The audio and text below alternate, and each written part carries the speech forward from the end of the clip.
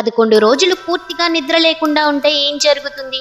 ఈ ప్రశ్నకు సమాధానం 1964లో జరిగిన ఒక రియల్ సైంటిఫిక్ ఎక్స్పెరిమెంట్. ఇది ర్యాండీ గార్డ్నర్ ఎక్స్పెరిమెంట్ గా పాపులర్ అయింది. అమెరికాలో ఉన్న ర్యాండీ గార్డ్నర్ 17 ఏళ్ల స్కూల్ స్టూడెంట్. మనం ఎంతకాలం నిద్ర లేకుండా బతకగలం అనే ప్రశ్నకు సమాధానం కనుగొనాలని డిసైడ్ అయ్యాడు.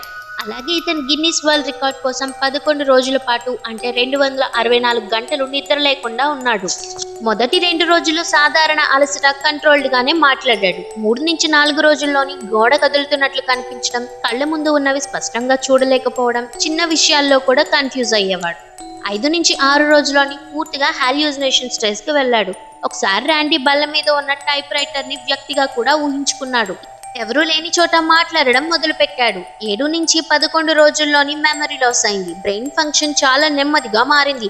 టైంని గుర్తించలేకపోతున్నాడు. మూడ్ స్వింగ్స్, చిరాకు ఎక్కువైంది. అలా ఇతను 11 రోజుల తర్వాత 14 గంటలు నిద్రపోయిన తర్వాత నార్మల్ గానే ఉన్నాడు.